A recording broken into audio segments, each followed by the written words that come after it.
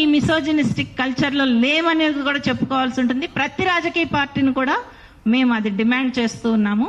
ఇప్పుడు ఇన్ఫ్లుయెన్సర్ తర్వాత మహిళా సంఘం కార్యకర్త కృష్ణకుమారిని మాట్లాడవలసిందిగా కోరుతున్నాను.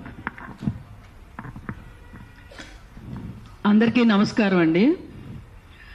ఇప్పుడు ఇంత పెద్ద సమస్య వచ్చింది, చాలా మంది మాట్లాడారు, మనం కూడా మాట్లాడాలని కూర్చున్నాం తప్పనిసరి పరిస్థితులు, ఇప్పుడు సజయ్ గారు చెప్పినట్టు. అయితే ఈ పరిస్థితి ఎందుకు వచ్చింది అని ఈ మాట్లాడిన వాళ్ళు ఎవరైనా సరే, లేదు 95% పీపుల్ శివాజీకి సపోర్టుగా ఉన్నారు అని చెప్పి కుక్కతోక నడిపిస్తున్న ఒక జర్నలిస్టు, కుక్క నడిపిస్తుంది తోకని, అంతేగాని తోక కుక్కని నడిపించదు. అలాంటి ఒక మహానుభావుడైన సీనియర్ జర్నలిస్టు మాట్లాడిన తరువాత ఈ సమస్యకు పరిష్కారం లభించలేదు కాబట్టే మనం ఇక్కడ కూర్చోవాల్సి వచ్చింది. ఏం చేసుంటే బాగుండేది అని ఏ ఒక్కళ్ళు ఆలోచించట్లేదు. ఏంటి ఆ రోజు శివాజీ మాట్లాడిన దానికంటే ముందుగా ఆ ఫ్యాషన్ మాల్లో నిధి అగర్వాల్ పైన జరిగిన అప్పుడు, ఇప్పుడు మనము టెర్రరిస్టులు పట్టుకోవాలి అంటే జూమ్ చేసి ఏదైతే ఇన్పుట్ ఉంటుందో జూమ్ చేసి మనుషులను గుర్తిస్తారు కదా, మరి వాళ్ళు కూడా ఒక రకంగా టెర్రరిస్టులే. నిధి అగర్వాల్ పైన అలా చేసిన వాళ్ళని గన పట్టుకుని ఉన్నట్లయితే శివాజీ అక్కడ మాట్లాడి ఉండేవాడు కాదు. ఇది ప్రభుత్వ వైఫల్యంగా నేను ఫీల్ అవుతున్నా. షీ టీమ్స్ ఉంది కదా, ఏం చేస్తుంది షీ టీమ్స్?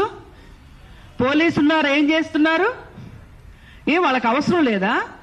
పోనీ సుమోటోగా అయినా తీసుకోవచ్చు కదా, ఎందుకు చేయలేదు?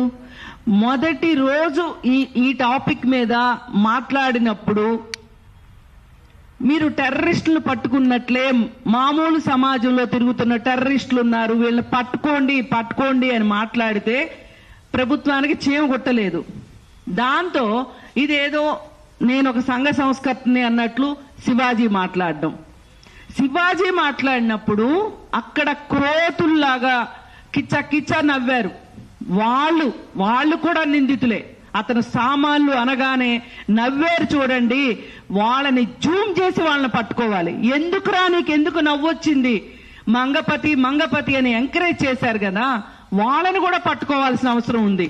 వాళ్ళని పట్టుకోకపోవడమే చాలా మంది కోతులకి మాటలు వచ్చినాయి. ఈ రోజు ఇంతమంది ప్రెస్ లో మాట్లాడారు, గంటలు ఎన్ని రోజులండి వాళ్ళని అటాక్ చేయలేక, వాళ్ళకి సంస్కారం నేర్పించలేక జరిగింది ఇది. ఇక్కడ మగపిల్లలు అన్యాయం అవుతున్నారు. బాధితులు ఆడపిల్లలే కాదు, రేపొద్దున ఈ మగపిల్లలు మీరిచ్చిన ప్రోత్సాహంతో వాళ్ళు గాని అత్యాచారం దాకా వెళ్ళక్కర్లా, జస్ట్ బుల్లీ చేస్తే కూడా ఆ అమ్మాయి గాని ధైర్యంగా కంప్లైంట్ ఇస్తే మీ మీద 354 ABCD అట్రాక్ట్ అవుతుంది. ఆ రోజు తెలుస్తుంది, తల్లుల్లారా మీకు తండ్రుల్లారా, ఈవేళ మీరు 95% చేరిపోతే రేపొద్దున మీ పిల్లలు గాని కేసుల్లో ఇరుక్కుంటే ఈ శివాజీ రాడు, ఈ సంధ్యారెడ్డి రాదు, ఎవరూ రారు. ఆఖరికి పేరు మోసిన గొప్ప జర్నలిస్టు ముసలివాడైపోయాడు, కురువృద్ధుడని చెప్పుకుంటున్నాడు, ఆ కురువృద్ధుడు కూడా రాడు అని చెప్తుంటే ఒక్కళ్ళకంటే చీమ గుట్టినట్టు లేదు.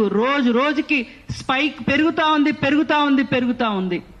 దీనికి తోడు ఇవన్నీ జరిగిన తర్వాత ఇంకొక విషయం, గంగాధర్ శాస్త్రి అనబడే ఒక దగుల్బాజీ ఏం మాట్లాడాడో తెలుసా అండి? అందరి నోటీస్కి వచ్చిందో లేదో, విచిత్రమైన బట్టలేసుకుని మగవాళ్ళని ఆకర్షించుకునే బట్టలేసుకునే ప్రతి ఆడపిల్ల నా దృష్టిలో వేశ్య అని పబ్లిక్ గా ఇంటర్వ్యూ ఇచ్చాడు.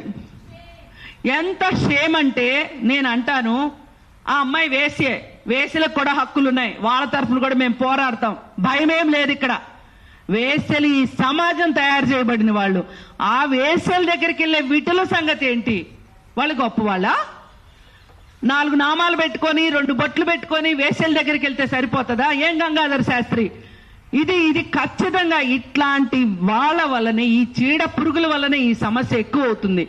ఒక పక్క వేశ్యల్ని బ్లేమ్ చేస్తారు, ఓ పక్కన సినిమా హీరోయిన్లు బ్లేమ్ చేస్తారు, ఓ పక్కన రోడ్డు మీద వెళ్ళే పిల్లల్ని బ్లేమ్ చేస్తారు. ఇలా బ్లేమింగ్ చేసుకుంటా వెళ్తే ఈ బ్లేమింగ్ ఆధారంగా మగపిల్లలు ఇదేదో నేను చేయవలసిన కార్యక్రమం మాత్రమే అనుకుని చేస్తే రక్షించటానికి గుర్తు పెట్టుకోండి, అలాంటి వాళ్ళ కోసం కూడా మళ్ళీ మా జేఏసీఏ పనిచేస్తుంది. ఎందుకంటే దీనిలో నాశనం అయిపోయే పిల్లలు ఎవరంటే పేదవాళ్లే, అట్టడుగు వర్గాల వాళ్లే. ఇప్పటికే వాళ్ళు ఈ ప్రభుత్వాల వల్ల అణిచివేయబడిన వర్గాల నుంచి వచ్చే మగపిల్లలు పాపం తెలిసి తెలియక యూట్యూబుల్లో ఇవన్నీ చూసి, డబ్బులున్న వాళ్ళు ఇక్కడ దాకా రాదు వాళ్ళ వ్యవహారం, వాళ్ళ డబ్బులే వాళ్ళని రక్షిస్తుంది. ఈ రోజు శ్రవణ్ కుమార్ని రక్షించినట్టు. కానీ పేదవాళ్ళు బలవుతారు. ఆ పేదవాళ్ళకు కూడా మేమే అండుంటామని చెప్తున్నా. కానీ ఇది సరి చూసుకోవలసిన సమయం, సమాజం మొత్తం ఆలోచించాల్సిన సమయం వచ్చింది అని నేను చెప్పాలనిపిస్తుంది. ఇంకొక మాట, మీరందరూ కలిసి మగపిల్లలకి రైట్ ఉంది, అమ్మాయి బట్టలే కారణం వాడు అలా చేయడానికి, వాడికి హార్మోనల్ ఇంబ్యాలెన్స్ వచ్చి వికారాలు వచ్చి అది చేస్తాడు ఇచ్చేస్తాడు అన్నందుకు ఈ చర్చలన్నీ ఒక కన్నడ యాక్టర్ చూసినట్లుంది బాగా. ఆమె ఏం స్టేట్మెంట్ ఇచ్చిందో తెలుసా అండి? ఢిల్లీలో వీధి కుక్కల్ని బయట ఎక్కడో షెల్టర్లో పెట్టమని చెప్పారు కదా, మరి ఇలాంటి అబ్బాయిలను కూడా షెల్టర్లో పెట్టాలేమో, అప్పుడే సమాజం బాగుంటదేమో అని చెప్పింది. ఇది నిజంగా తల్లిదండ్రులు ఆలోచించండి. మీ పిల్లలు ఒక శివాజీ మాట వినో, లేకపోతే శివాజీ మాట్లాడింది కరెక్ట్ అనే 95% మీరుంటే మరి సమాజం మీ పిల్లల్ని ఎక్కడ ఉంచుతానంటోంది? చట్టాలు ఉన్నాయి, చట్టాలని గౌరవించండి. నేను ప్రెస్ను కూడా కోరుకునేది సవినయంగా, ఒక చట్టం ఉంది అని చట్టం గురించి చెప్పండి. ఈ మొత్తం చర్చలో ఎక్కడా చట్టం అనేది లేకుండా అయిపోయింది. మనం చట్టంలో ఉన్నాం, అది గుర్తుపెట్టుకోండి. నేను ఇక్కడ ఏం మాట్లాడినా చట్టం ప్రకారమే మాట్లాడతాను, చట్టం ప్రకారమే మాట్లాడాను అన్ని ఇంటర్వ్యూల్లో కూడా. కానీ నేను మరి చాలా మర్యాదస్తురాల్ని. వీళ్ళ దృష్టిలో చీర కట్టుకున్నాను, నిండుగా ఉన్నాను, పెద్ద బొట్టు పెట్టుకున్నాను, చాలా సాంప్రదాయబద్ధంగా ఉన్నాను. నన్నెంత ట్రోల్ చేశారో తెలుసా అండి? మరి అందరికంటే ఆద్యురాలు పూజ్యురాలు సంధ్యక్కని ఎంత ట్రోల్ చేశారు? మేమేం పాపం చేశాము మీరు ఇంత ట్రోల్ చేయడానికి? సమాజం బాగుండాలనే చెప్తున్నాం. ఇప్పుడు కూడా ఎవరైనా నష్టపోతే శివాజీ లాంటి వాడు కాదు సుమా, ఎవరైనా మధ్యతరగతి పిల్లలు నష్టపోతే వాళ్ళకి కౌన్సిలింగ్ ఇవ్వడానికి, వాళ్ళకి చట్టపరమైన సహాయం ఏదైనా చేయడానికి మేము సిద్ధంగా ఉన్నాము. మమ్మల్ని కూడా అర్థం చేసుకోండి. మేము ఎందుకు మహిళల పట్ల ఇలా మాట్లాడుతున్నాము ఇది అర్థం చేసుకుంటారని ప్రెస్ కూడా థంబ్నెయిల్స్ ఇష్టారీతిని పెట్టే విషయంలో కావచ్చు.